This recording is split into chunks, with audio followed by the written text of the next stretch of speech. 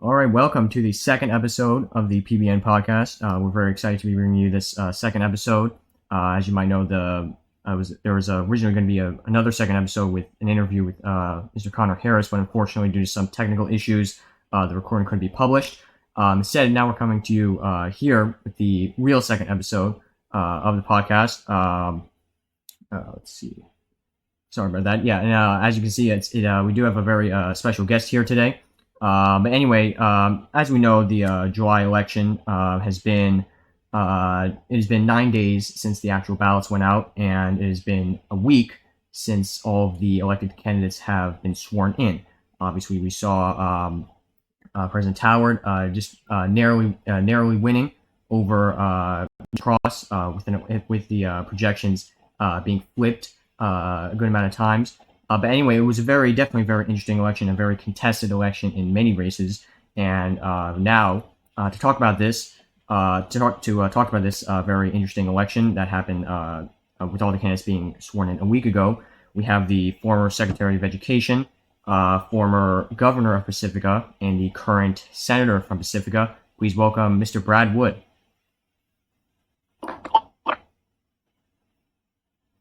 Hey, can you hear me? Yeah, I can hear you. All right, welcome. It's very nice to be having you here. Yeah, thank you for having me on. Yeah, so let's just get into this. Obviously, we saw in this election a lot of rising politicians being elected to office. We saw a lot of candidates from the right wing being elected. So I believe you think that the right has risen in this election. So could you elaborate on that more? Yeah, I can definitely elaborate on that more. I came from a time being a representative. I saw the Republican Party especially. The Libertarian Party was strong, but the Republican Party especially just being in shambles, very weak, very weak leadership, and simply people leaving the party. We can see this with the Constitutional Party breaking off. A terrible party, might I add, and see how that party came about from the Republican Party is just sad to see. And we just saw a quick and strong rise from the Republican Party and Libertarians as well, started winning elections, especially in the districts. When a lot of federal officials started going to the districts, the right, just in general, were winning the legislative, they were winning the governorship. So they had a big comeback, and now, from a supermajority from months ago, from the left in the Senate, and now it's a 5-1-4 Senate. It is pretty interesting to see, especially with a strong leadership from the Republican Party, especially. The Libertarian Party is the strongest as well, but also the rising stars on the right as well. I think a great example is Jake Taylor, a governor as well, and how he is well liked. We can also see this with Cross as well. Heck, he was pretty close to winning the presidency. That's saying something. And we can see what the direction with the right goes. Instead of going the radical right, what the Constitutional Party do, they kind of went a little more moderate to win votes on the left and the center as well. Not to mention strong leadership, as I said before. And we can see them winning elections, though some elections were a little bit disappointing and some they won. We can see how close it is right now. Because usually, months and months ago, the left dominated the right, but now it's pretty darn close. And the coming elections, especially in the Senate and the presidency, and all across the country, the right will start winning more and more. So it'll be very interesting to see how the left will pick up on this. Yeah, that certainly is interesting. One of the more prominent right-wing candidates we saw winning in this election was in the Lincoln Senate election, which had Mr. Reagan, a Republican, just very narrowly beating his opponent, Mr. Connor Harris, by a very small margin. Mr. Harris was, of course, a Democrat. So could you, as a senator from Pacifica, now Mr. Reagan is also a senator. What do you think of Mr. Reagan? I know he's still a freshman, obviously, but do you have any thoughts about him as of now? Well, I still think he needs time to make his mark on the Senate. I think for any new senator, it takes a little time to adjust and get your groove on. I have very much respect for him and his previous experience before. I respect Connor as well. They're both very respectable candidates, but Reagan winning. It's nice to see, well, maybe not that nice, me being on the left, But it's very interesting to see how one sense come far from the last Republican senator, I believe, was Ian, and he was in Pacifica, and he's a great inspiration to me. I think Reagan's a very respectable federal official, and I think he would definitely get his mark. I think he would definitely push his policy. He is a worker after all. So it'll take some time to adjust, but definitely he will be started writing some pieces of legislation and will definitely be debating on the floor of the Senate and try to get his and the right policy passed. Yeah, that definitely also is interesting. And another thing we saw in the speaker election, we saw Mr. Reyes, also a Republican, winning over his opponent, Mr. Purdy, and we'll get into Mr. Purdy a little bit later. But we also saw, I'd like to ask you your thoughts on Mr. Reyes, and also additionally, not only him as a speaker, but also how he appointed some of his, I think, his speaker pro temporaries were also all, or at least most of them, it could have been all of them, were Republicans, being Mr. Hersey and Mr. Cross. Could you kind of elaborate on Mr. Reyes himself and his choices for speaker pro tempore? Well, I think he's definitely going for a more partisan choice. So Reyes is very respectable. There's one common similarity with all these. They're very respectable and very qualified candidates. And also mumble jumbos coming up rising the stars. These are very top-notch federal officials are very knowledgeable. But to see make it a partisan close, especially something that is oftentimes just bipartisan, the speakership, it never really goes along party lines, especially with voting. Sometimes the left just doesn't like the candidate and vote for the other. Like we have Mr. Noah, who did, I would say, fairly well until he had his little absence a week. But anyone can really rise in the House and keep control. I think it's really. But to see a good partisanship is a very interesting sheet. I'm not much of a fan of that. Seeing Hershey being the president pro tempore, I believe. No. Yes. Yeah, I do believe Mr. Hersey is the one of the current president pro temporaries, or a speaker pro temporaries. Sorry. Though I believe he knows the House rules well, I think there's better candidates to keep control of the House. I like his approach to maintain order because time and time again, the House can just be chaos. Sometimes it's kind of a joke sometimes, especially we got some very weird representatives coming in. I hope he can get control, and I can hope to work with him and try to get some good bills passed. Yeah, it's definitely very true. And the last candidate we're going to be focusing on for the right rising is Mr. Hoff. Now, he was elected governor of Pacifica in a mostly uncontested race. Now, you were also a former governor of Pacifica. I believe Mr. Hoff might have been missing for a little bit. But anyway, could you just tell us, as a former governor and a former governor of Pacifica yourself, could you tell us your thoughts on Mr. Hoff as the last candidate we'll discuss for the right rising?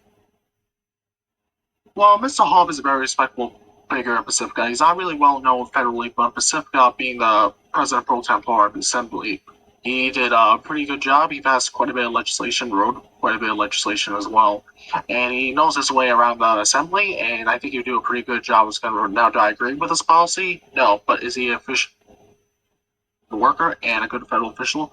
Yes.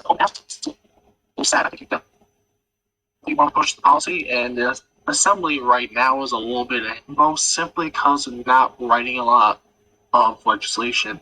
And seeing him, a former legislator, of course, and President pro tempore writing bills, I think he probably needs to write or has his staff write his policy to make it pass in the Assembly.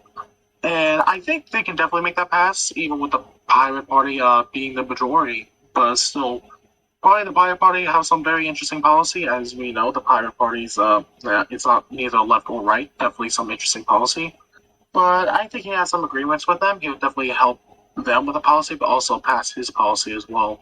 So we'll see right now. It's starting off a little slow. Again, we kind of see a noticeable trend, but mostly when people start a term, and they're a little bit slow. Presidency, governorship, it really doesn't matter. Very rarely you see someone just having a good start, but definitely make his groove in. Definitely get a good try to get his policy passed, and we'll see that in the coming weeks and months that he would definitely try to get his policy passed and make Pacifica more right, which is usually the choice, a left stronghold. Yeah, it's definitely very interesting. Of course, he's still fairly new to being governor. Of course, he was only sworn in. It's only been a week since he was sworn in. But you also mentioned that in addition to the right rising, you mentioned that the Republicans and the Democrats, both the two parties, also got stronger. Obviously, the Republicans are already on the right, but could you kind of tell us about how the Democrats got stronger in this election? Well, the Democratic leadership, I know I was there seeing it firsthand. Like, remember Mr. White coming around, and it wasn't really Mr. White destroying the former representative, like destroying the Democratic Party or making it like divided. It was just kind of long. I could say some leadership, some policies that the Democrats make just some not too favorable members of Democrats in general.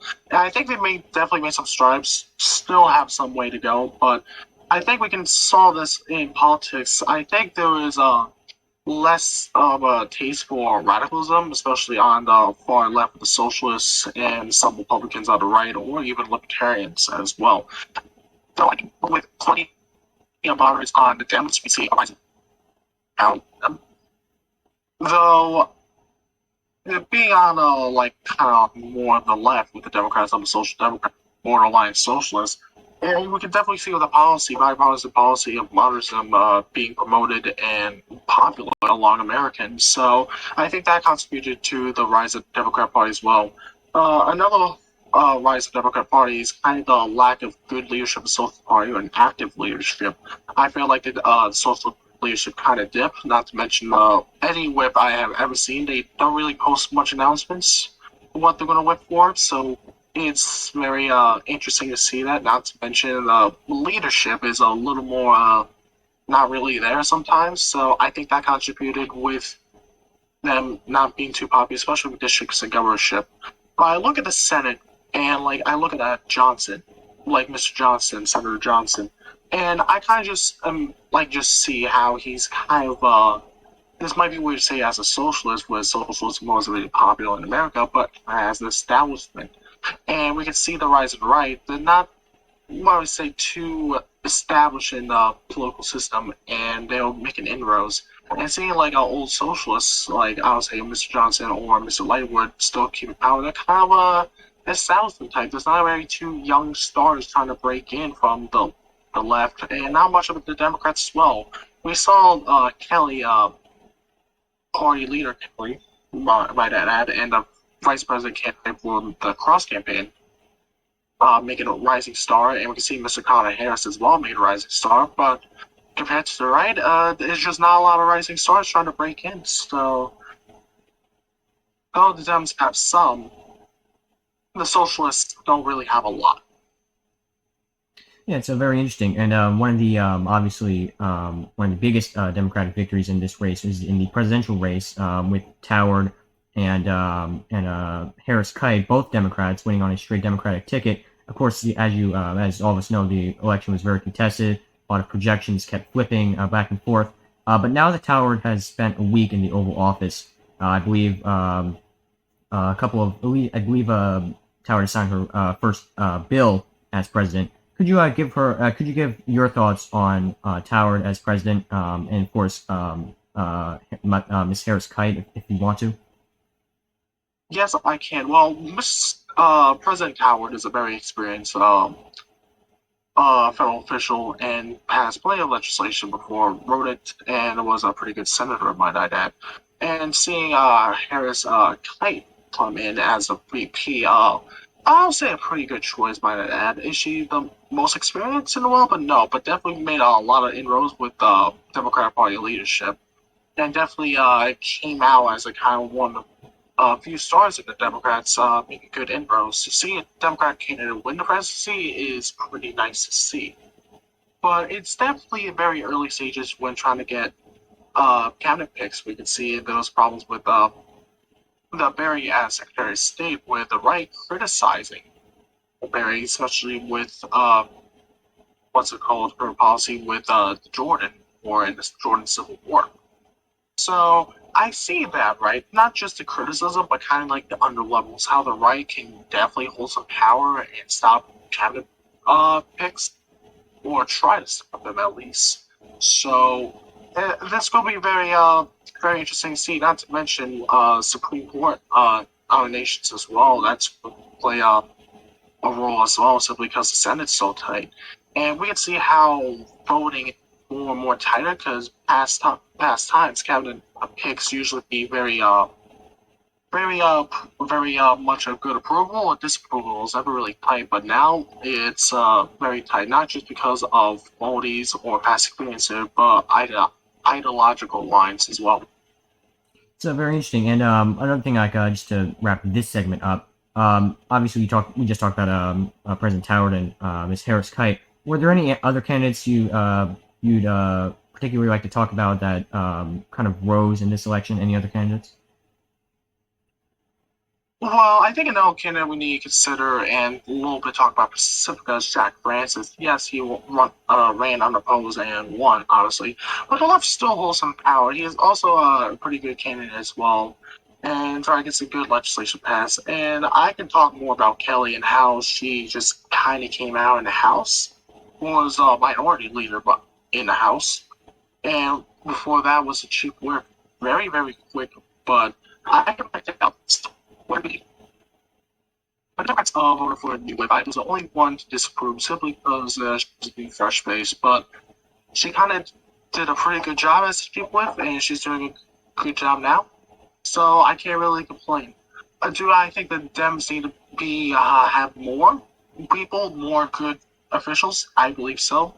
But it's nice to see that there's still young stars coming up and making inroads and making an impact to make the lives of Americans better. It's very interesting, and obviously we've just talked about how the two parties, the Republicans and the Libertarian, the Republicans and the Democrats, sorry, they rose. And also you mentioned that the Socialists and Libertarians kind of fell out of favor a bit. So could you explain that, your opinion on that a little bit more? Yes, I can. Well, I think we can see with the elections, they don't really, the Libertarians and Socialists don't really run for too much, not to mention maybe because of lack of funding or lack of interest for social or libertarian candidates. I think ever since since I would say after the the battle administration, free libertarian president candidates in the low, I felt like kind of go out of favor a little bit. I think the Libertarian Party leadership kind of went a little still for quite a while. I think they're still kind of in that state. Not to mention, we have some very old guard. We still have Representative Smith, former President Smith, still there. But is he making as much impact as he used to? No. I think because he's just kind of making things a little simple. We don't have any really new stuff on the Libertarian fight to take over. We have Shandy trying to win the state legislature, but he's a very loud person and trying to get some legislation passed, but he was last place with the legislation voting. So even when Libertarians have young stars, they're just not doing the best overall compared to other candidates as well. So, and the Socialists, there's just simply not too much socialists trying to run for state legislatures. Pacifica, there's, I believe, only one, which is Larry King, and he's only well known in districts. We always have a few socialists that do well in the district governments, but trying to make a good impact at the federal level. Well, we have the old guard of Senator Johnson and all the likes, but anyone new is just not really good to see. I think there needs to be better leadership to have more impact on the left and the libertarians to take more power. And we're just really not seeing that. And not to mention, radical ideologies are just not in favor right now. They should be more moderate. So trying to run as a very left-leaning candidate and trying to win is just very hard to do. Yeah, and we saw one prominent socialist that ran in this election was Purdy for the speaker election. It was a fairly contested race between Reyes and Purdy. Could you, I believe Purdy has some experience in leading the House, at least I believe he's had some positions in pretty high-ranking positions in the House. Could you give your thoughts on Purdy and maybe what the House would look like if he was elected Speaker? Well, Purdy is actually a former Speaker of the House, so we can some people can already have a good idea of how he ran. Personally, I felt like it could have been much better, could have been more orderly. I kind of don't care about ideological lines because we don't use partisan ideologies or something or partisan to kind of affect legislation. We don't stop legislation getting before as the old House and Senate used to do. Would kind of get all the legislation passed. It's just really about being a good Speaker of the House and maintaining order.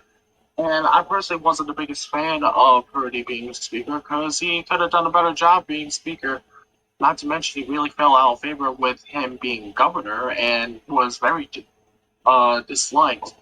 And kind of fell out of favor with his book mayor trying to come back in the House and being representative and trying to win the speakership. And it was still pretty amazing how close it is. But yet again, I felt like they could have been much better candidates.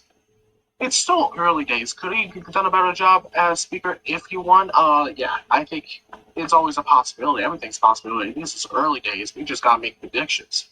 Heck, Reyes might say he want to maintain order, but heck, he might want to push a lot of partisan agenda. We could see that already with signing officers and Speaker Pro Tem bars.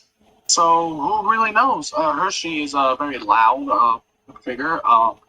Always talking to the press, as I see on Twitter. I always very much appreciate that. But is he the best man for the job? No. Will Purdy be partisan as well? You can probably make an argument that, yeah, he will be. So this will be interesting to see, and very interesting to think about in the coming weeks. If Rice does a bad job, will Purdy maintain order in the House and be much better at it? Since we have bills in the House and the Senate is still backed up, and it's just hard for the majority leader and the House to just try to get passed. So that's a little situation we need to pass to get these important pieces of bills to help the American people and to make America better. Yeah, and for the last question for this episode, obviously we talked about how the socialists, we just talked about how the socialists and libertarians kind of fell out of favor according to you. Now that it's been weeks since all of the politicians were, the major politicians were sworn in, what can the socialists and libertarians do to make a comeback in the August election? I think they need to start off with engagement. Engagement of, like, let's just say local officials to run for, like, state elections and federal elections. So we need to consider that as well. I feel like there's just a lack of good leadership. If we don't have good leadership, a good objective, a good path to go on, we need to have a good direction to have a good party. So we can see time again, we gotta look at the Republicans, how good leadership brought the party back from, I would say, the brink a little bit. They could have really gone out of favor. The Republican parties could have been more divided than they were, not just with the Constitution Party, it could be another party as well. Maybe the moderates could have broke off, but they came back. They need to start at leadership, come back and get more engagement, and get more local officials and governments to run for important positions. Because there's definitely good local officials across the country. They just need to start running and start winning. So that's a very important thing to point out. Leadership is what they lack. I think, too, they need to go a little bit more moderate. They can't have radicals be the main voice of the party. That wouldn't win elections. They need to go moderate. Sure, they could definitely go for Democrat socialist ideas, but they merely try to go for communists or anything like that, Trotskyists or anything radical like that, or libertarians going more of a ANCAP capitalist type society, or very, very socially right for some reasons. There's a few libertarians that are socially right, but not too much. They just can't be radical. They need to go moderate. They need to have good leadership. I think that's the 2 important things. Will the political climate shift go radical? Who knows? Maybe an economic crisis can change that. But for right now, they need to go moderate. For the ideology, I'm not saying go right in the center for a socialist. That'd be a little silly. They're not really socialists at that point. But they just need to shorten up and have good leadership. Yeah, and obviously, like, yeah, that's a very interesting take. We'll obviously just have to see next month how the August election turns out. But anyway, that wraps up episode 2. Obviously, Mr. Wood, thank you, Mr. Wood, for coming on the show today. And thank you for having me on. Yeah. All right. Anyway, of course, you're welcome for that. Anyway, that again wraps up episode 2. We hope you liked it and we hope you enjoyed it. Again, if you have any questions or comments, or if you want to be a guest on the next episode, just please don't hesitate to reach out to me. And again, we're looking forward to episode 3 of the PBN podcast coming out. But anyway, that wraps it up. We all hope you have a great day, and we'll see you next time. Goodbye.